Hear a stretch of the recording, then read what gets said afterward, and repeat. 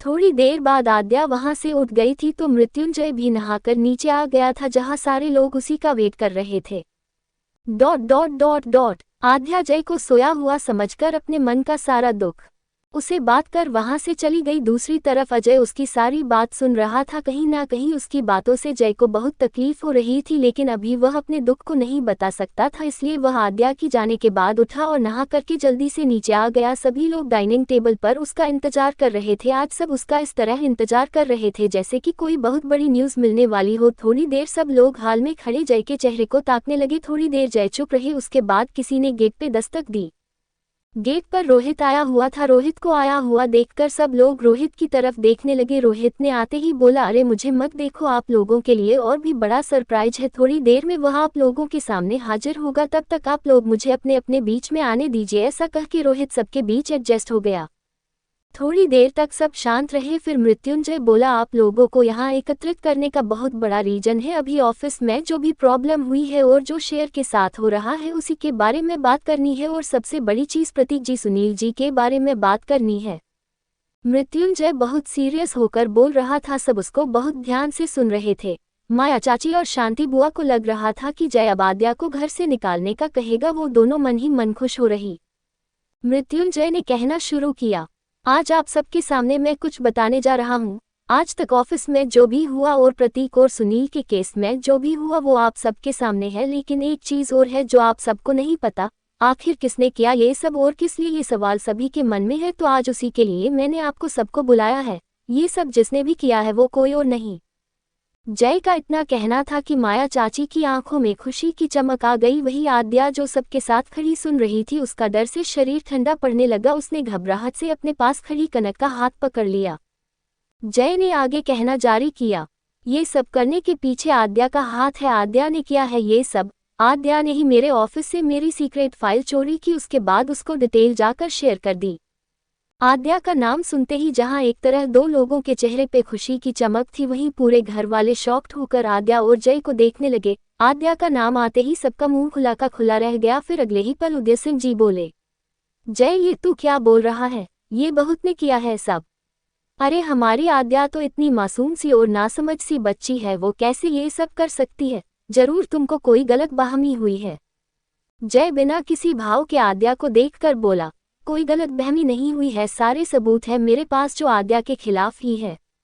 सारे घर वाले एक टक आद्या को देखने लगे और आद्या का डर से चेहरा पिला पड़ने लगा। उसकी आंखों में आंसू उतर आए थे। उसकी झुकी हुई नजरों को देख थोड़ा थोड़ा सबको समझ आ गया था कि आद्या गिल्टी है। सब लोग उसको ही देखे जा रहे थे और आद्या की नजरें नीचे थीं।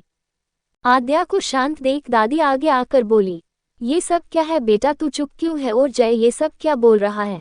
नहीं आद्या, बात कुछ और ही है। हमें तुम्हारे ऊपर पूरा भरोसा है, तुम कुछ भी गलत नहीं करोगी। तो बेटा जो भी सच है वो बिना डरे बताओ। आद्या चुप खड़ी थी, वो बस रोते जा रही थी। उसकी आंखों से आंसू नहीं रुक रहे थे। तभी जय वापस बोला, अभी तो बहुत कुछ है दादी ऐसा जो आप लोगों को नहीं पता, पहले वो तो सुन लो, फिर पूरा हिसाब पूछना अपनी बहू से। दादी आद्या ने ये क्यों किया ये तो वो भी जाने, पर आद्या बहुत कुछ खराब कर चुकी है। मुझे जानकारी मिली है, ये दिलीप से मिलने जेल गई थी और जेल से मिलने आने के बाद से ही दिलीप जेल से भाग गया और उसी रात को मेरे शेयर नीचे गिरे। मेरी कंपनी की डिटेल भी उसी दिन लीक हुई। ये आद्या ने अकेले किया। बस सुनील और प्रतीक के मामले में इसके खिलाफ कोई सबूत हाथ नहीं लगा। जय ये सब बहुत आराम से बोल रहा था। उसकी नजरें आद्या के झुके हुए चेहरे की तरफ था जो अब आंसुओं से भरा हुआ था। जय बोला, ये सब करने की वजह तो अब यही बताएगी, और अगर वजह सही नहीं हुई तो ये भी अपने भाई और जीजाजी की तरह जेल जाएगी, क्योंकि मृत्युंजय राठौर के नियम सबके लिए बराबर है, फिर चाहे वो उसकी बीवी ही क्यों न हो।